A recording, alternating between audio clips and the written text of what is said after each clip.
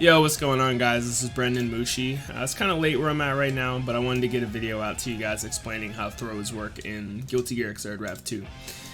So throws are performed by using back plus heavy slash to throw them behind you, or forward plus heavy slash to throw them in front of you, traditionally. There are some characters who are actually reversed, like for example Axel and Milia are examples where if you back throw with those characters, it actually throws them forward onto the other side. Some characters can even combo off of their throws, some can't, so the positioning is going to be different depending on your character. But I kind of want to talk about like the universal similarities between all throws in the game. So in order for a throw to actually come out, you have to be very, very close. So you can see I'm pretty close to Kai, but when I do forward heavy, 6H, I get an attack button. This is because throws in Guilty Gear don't have a whiff animation like Street Fighter or Tekken or Mortal Kombat. There's no whiff animation. It's just if you are close enough when you input forward heavy or back heavy, you will get the throw. If they're either in a state where they're unthrowable because they're invulnerable to throws, or they're not in range of the throw, either because they jumped out, because when you jump you can't be thrown when you're jumping out, or if they backdash away from you, like any of those states, then you will get the corresponding button. So every character in the game has a grounded throw, like I said, forward and back throw, and every character also has an air throw, which is a forward and back air throw as well. Now, just like I mentioned with the grounded throws, some characters will throw them in different directions in the air as well. I believe Johnny is an example of this, where his air throw is reversed. He'll throw in the opposite direction that you choose. Air throws work the exact same. They start up instantly, and you will get the attack button if you're not close enough or they're throw invulnerable. Now, because throws are instant, you can be thrown out of your meaties on wake up. If you don't know what a meaty is, essentially when you knock someone down, they can't move, but you can. And so you throw a meaty attack on them so that it beats out any attack they wake up with. Now, if you're in range of the opponent's throw, and you can actually practice this by having the dummy just mash back throw. You can see me just holding back and mashing heavy. If I knock him down and have him do that, you can see he'll throw me out every time. So I'm trying to pressure him, and you will get thrown every time if you get too close to your opponent. Yeah, even if the attack perfectly is meaty on them, you will get thrown out of it every single time. So what you have to do to avoid this is you have to make sure that you space yourself properly outside of the opponent's attack. And see, it says counter, because since I wasn't in range, Kai got that 5 heavy slash, and then this kick counter hit him. So you have to make sure that you're outside of the range so that you can get a counter hit and punish them for it. That's one of the ways. So one of the ways is to just not be in range for it. The other way is by doing something that makes you invulnerable to throws. So for example, what some people will do is they'll get in the throw range and they'll just jump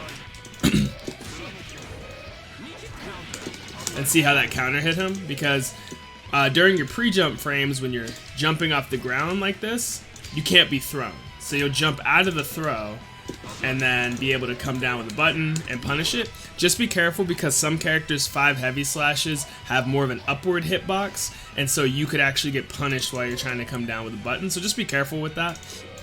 And then the other way is by doing something that is invulnerable to throws. This can be risky depending on what that move is, but for example, a DP. It would work. Is it risky? Yeah, but I mean, it would work because it would be it would invul the attack. Zato doesn't have a DP, but he does have Drunkard Shade, which reflects projectiles, but it's also actually invulnerable to throws. So if I set him to throw and I Drunkard Shade him, it should see how it counter hit him. Because I invuled the throw, and Drunkard Shade on counter hit causes a wall bounce. So if you have a move that's invulnerable to throws, you could do that on somebody's wake up, because when you run into somebody like this, their first thought is, I'm going to back throw him. Or if they are a bit more aware of this and been playing for a while, it looks like a very obvious bait, like you're being baited into back throw. I keep mentioning back throw, but just know that both throws, forward throw and back throw, start up instantly. So if they wake up with forward or back throw, both will work. The reason why I'm bringing up back throw a lot is because most people will typically tend to mash back throw because, number one, you're already holding back So you're kind of blocking. So what some people will do is they'll kind of like block for a split second as soon as they get up and then start mashing throw. That way, if you meaty them perfectly, they'll typically block the meaty. And then if you were a little bit late, then you get thrown. Plus, back throw is strong because typically if you're in the like towards the corner or something like that, right? It can be really strong because now you throw the opponent into the corner, which is what makes it really strong. So I mentioned before that when you go to throw somebody in Guilty Gear, if you're not close enough for the actual throw, you will get an attack button, right? So there's a thing in Guilty Gear called a throw OS. So an OS in fighting games stands for option select. And what an option select is it's where you input one thing. So you press one input on your controller. You do one thing, and basically the game will choose the best of two options for you. So let me kind of show you what I mean. So for example, this move with Zato, his 6H, this is his forward heavy. This move is very slow. It's minus 16 on block. It's super punishable if the opponent blocks it. Hopefully I did that right. So that was a punish. So it's punishable if the opponent blocks this move. So that means if I go to throw Kai and I mess up and he's just out of range, I messed up, I'm getting punished, which I don't want. That's bad. So in Guilty Gear, what you can do is instead of throwing with forward heavy, you can do forward heavy and press any additional attack button at the same time. So instead of just doing forward heavy, I can throw with forward heavy plus slash, for example. And what this will do is, if I'm out of range for the throw, I'll get close slash instead. So if he jumps out, or if he like if he blocks or something, which gives me much better frame advantage. And plus, once Zato does this move, he's done.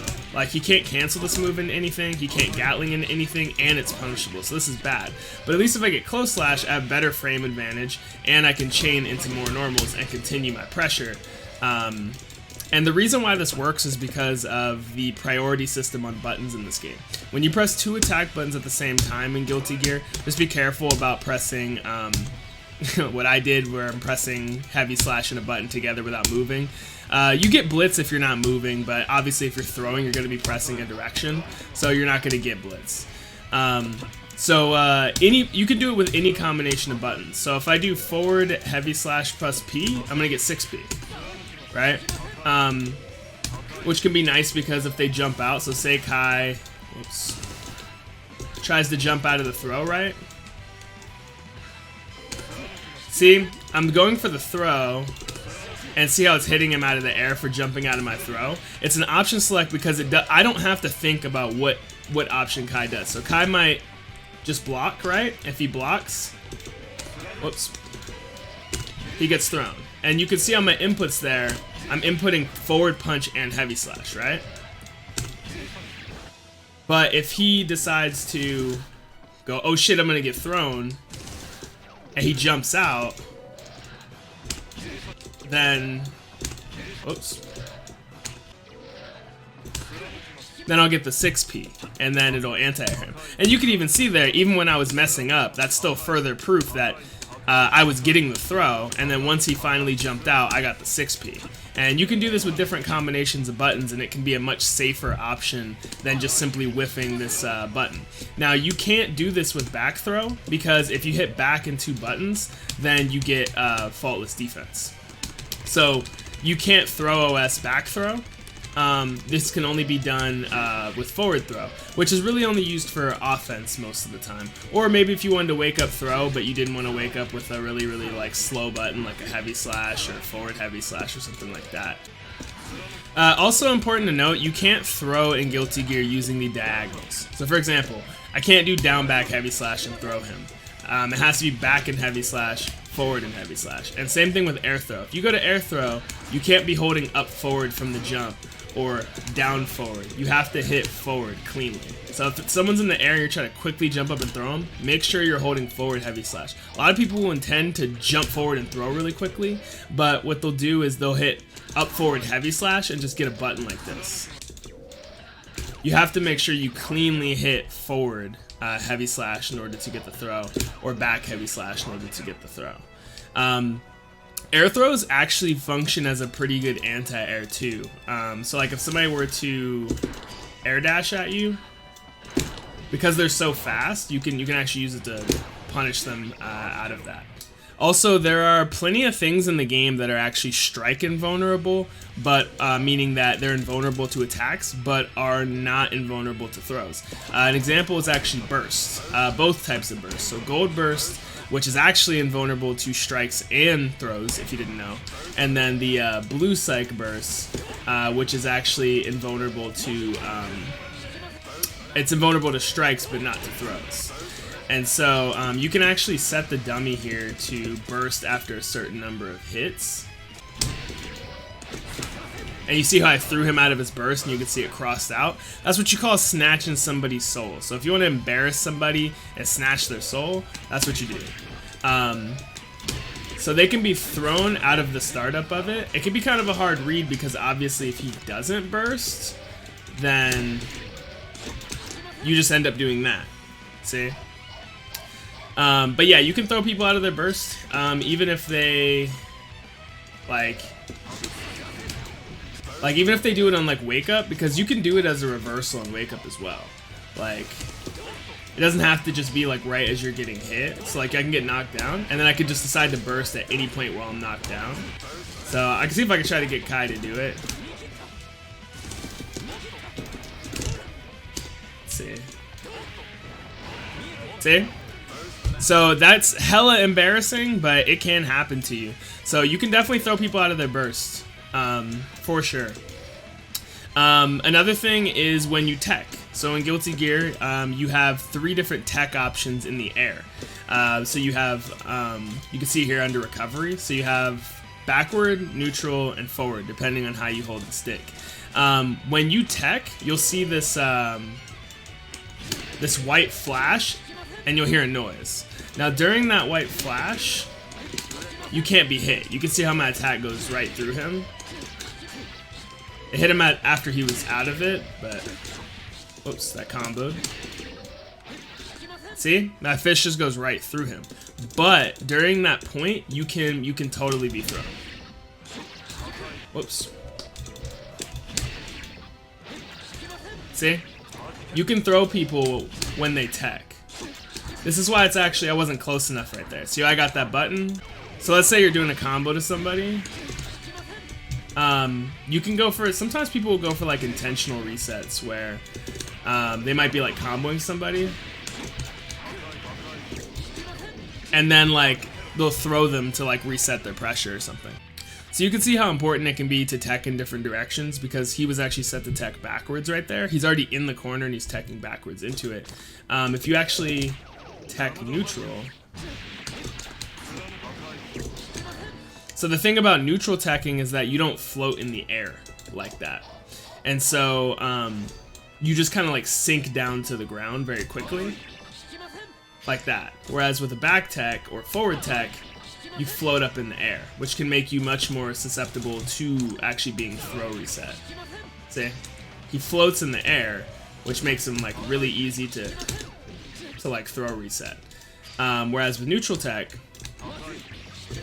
see, he's already like coming to the ground. The only difference is, if you didn't know, backwards and forward techs, they basically, if you're in the middle of a combo and you're pressing your attack buttons to tech out, you can tech out sooner out of a combo with forward and back tech ukemi than you can with the neutral tech, because the neutral tech is considered to be better for escaping, because you just sink down to the ground really quickly. Because of that, it's balanced by the fact that the neutral tech, you're not allowed to use it as early as you could the forward or back tech. So there are actual combos where you could forward and back tech out of it, but you couldn't neutral tech out of it, actually. So pretty interesting to note too. I know this is a throw guide, but part of the throw guide I felt kind of needed you to understand some of that too. And it's always good to know new information anyway. Okay, so in Guilty Gear, throws are really, really crucial for opening up an opponent. Oh, thank you for the follow. I appreciate that. Palace Osu, I appreciate that so much.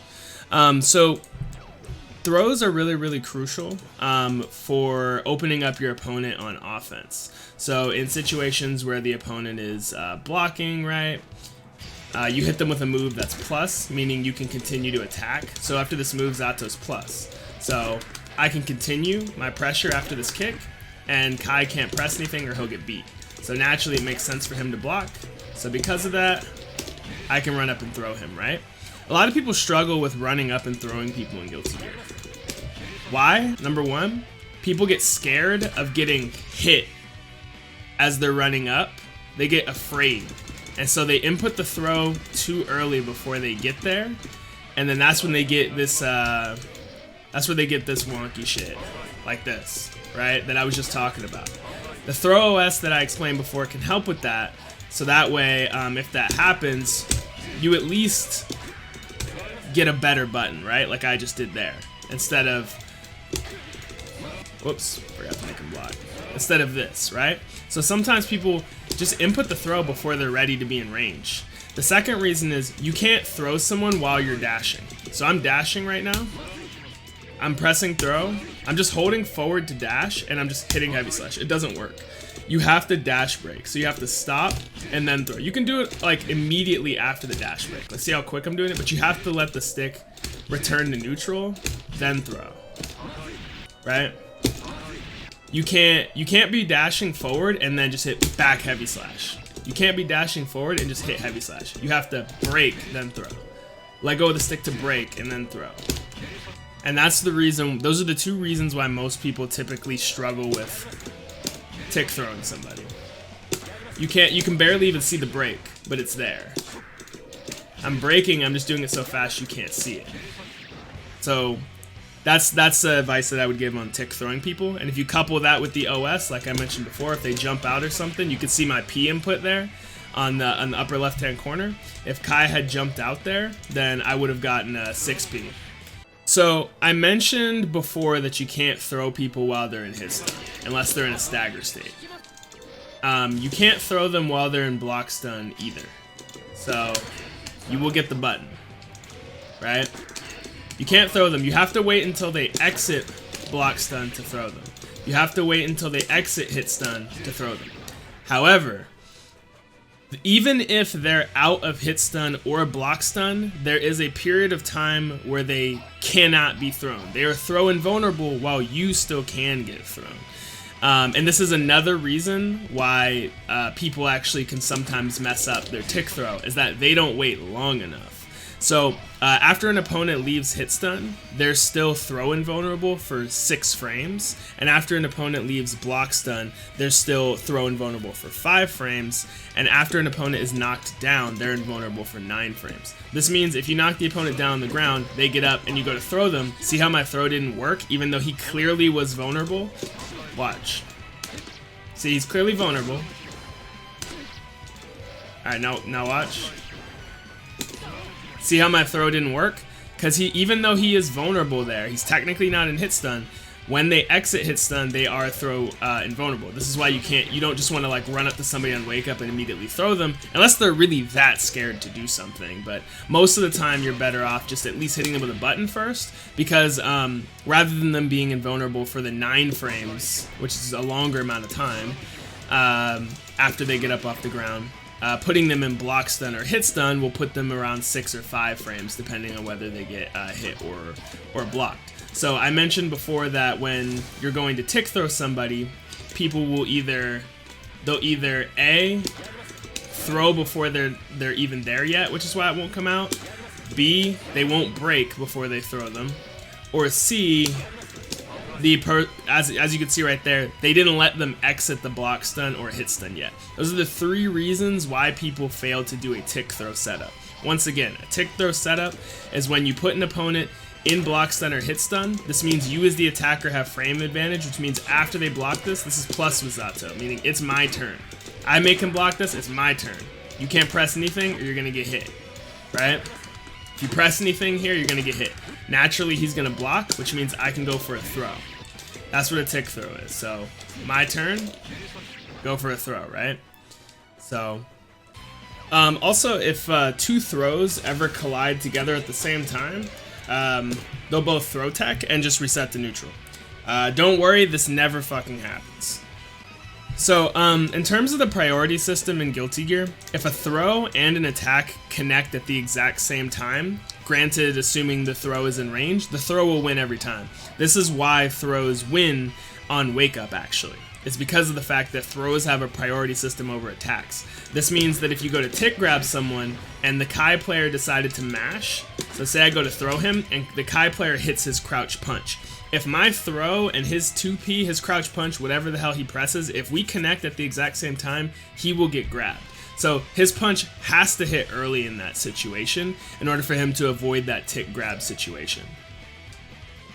Another thing about throws is that you can actually throw people while they're in a stagger state.